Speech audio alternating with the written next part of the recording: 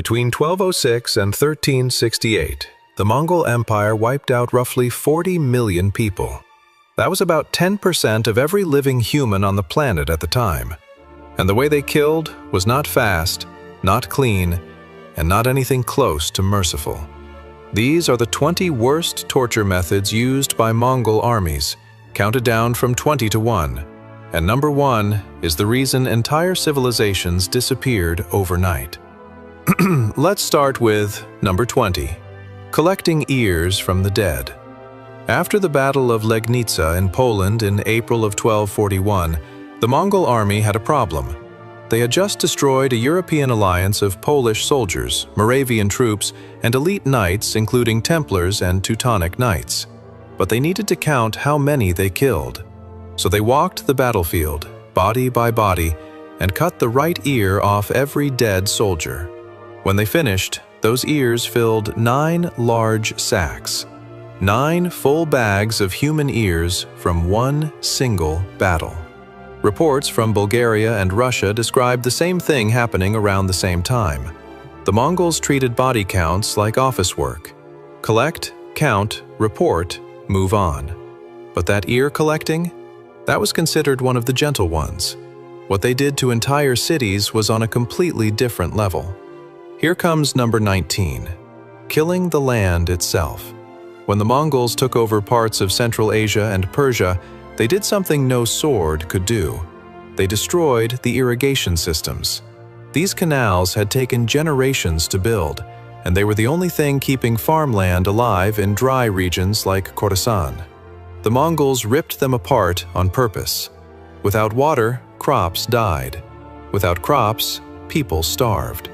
Entire areas that had been green and full of life turned into dust.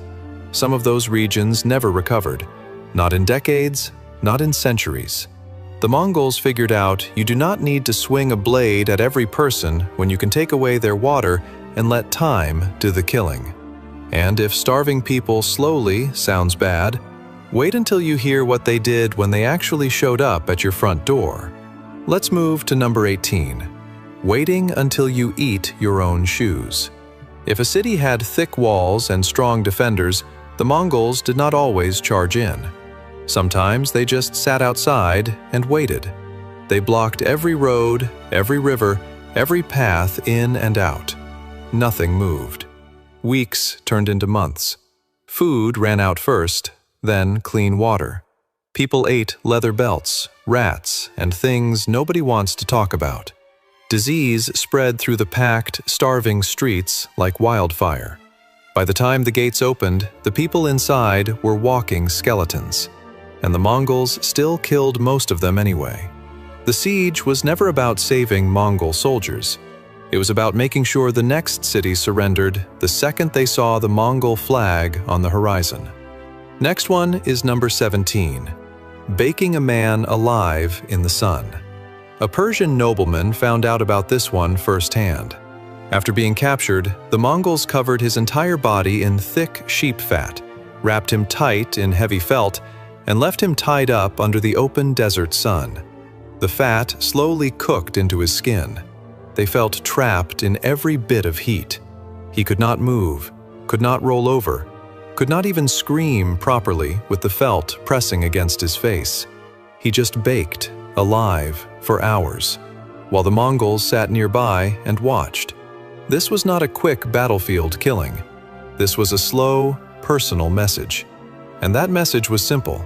Fight us, and we have all day to make you wish you had not.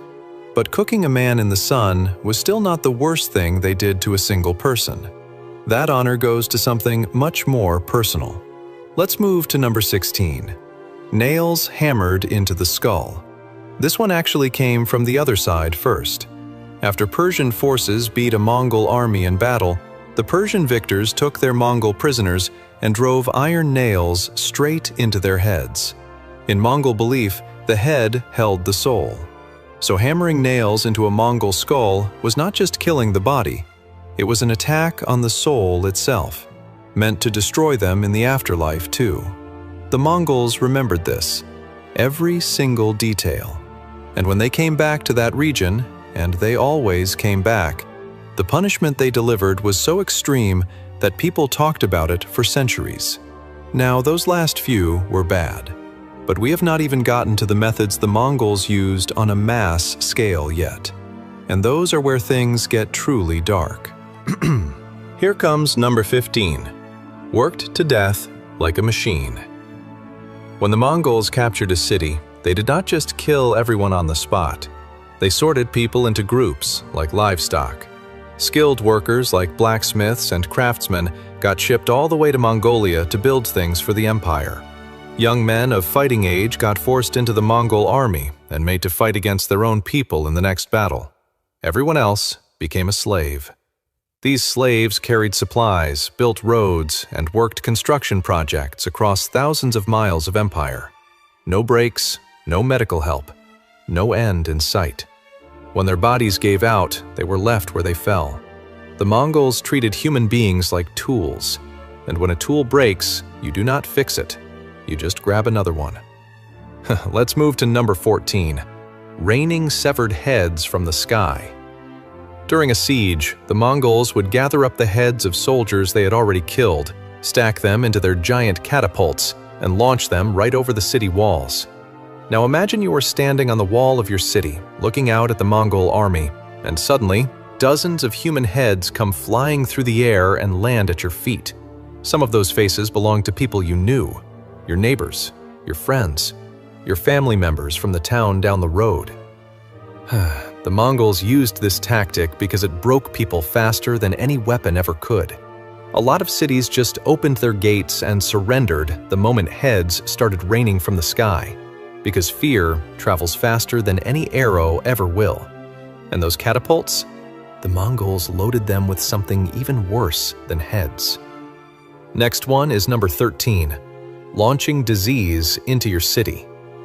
Sometimes the Mongols would take entire dead bodies, especially those who died from plague or sickness, and catapult them over the walls into a city that was still holding out. This was biological warfare, hundreds of years before anybody had a name for it. The rotting flesh spread disease through the water, the food, and the air inside those walls. People who survived the siege itself got sick and died weeks later from infections they could not see or fight. Some historians believe this tactic helped spread the Black Death from Asia into Europe. The Mongols turned corpses into weapons, and those weapons kept killing long after the last soldier left the battlefield. Let's move to number 12, drowning cities with their own rivers.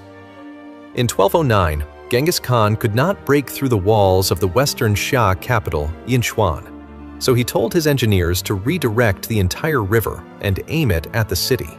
Water smashed through the outer defenses and flooded the streets. People drowned inside their own homes with nowhere to run. Then in 1221, at the city of Urgench, the Mongols broke the dams holding back the Amu Darya River after the city had already surrendered. The water killed thousands of survivors who thought they were safe. They had put down their weapons, they had accepted defeat, and the river came for them anyway. The Mongols understood something that every other army missed. Water does not stop for walls. Water does not care how strong your armor is. Water goes everywhere, and it kills everything it touches. Flooding cities was terrifying enough, but the Mongols saved their most creative punishments for people who insulted them personally, and those punishments will keep you up at night. Here comes number 11, dragged through the streets behind horses. In 1228, a Mongol army actually lost a battle near the city of Isfahan.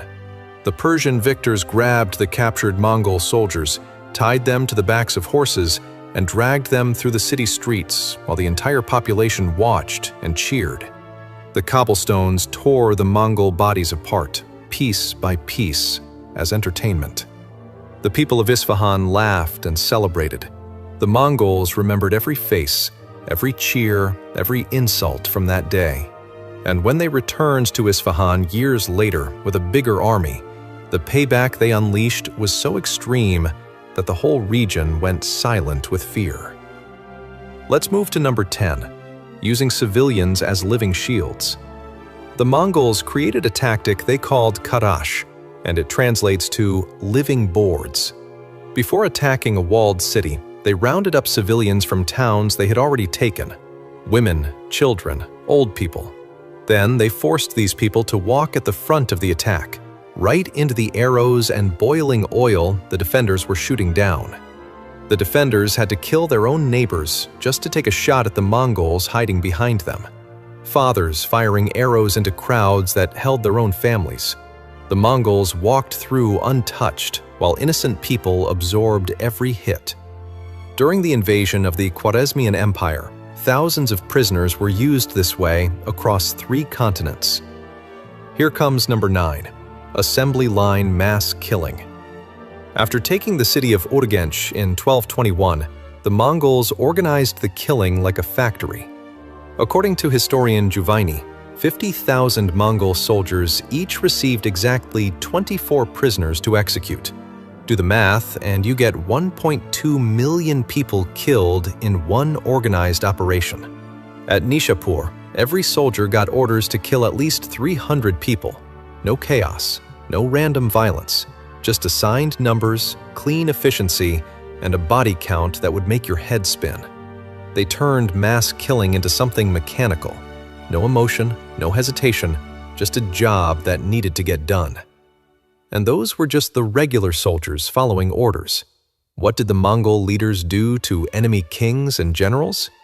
That was a whole other level of horror. Let's move to number 8, boiled alive in giant pots. Before Genghis Khan took control of the Mongol tribes, his biggest rival was a warlord named Jamuka. And Jamuka had a favorite punishment so extreme, it actually helped Genghis gain power. After winning a major battle, Jamuka had captured enemy generals thrown into giant boiling cauldrons, alive, while their own soldiers watched. Historical sources talk about 70 cauldrons used at the same time. Whether that number is exact or just meant a whole lot does not matter. The screams from those boiling pots were so horrible that warriors across the steppe started switching sides. They figured anyone had to be better than the man who boils people alive for entertainment. And honestly, they were not wrong, because Genghis had his own nightmare list waiting. Next one is number 7, building pyramids from human skulls. In 1221,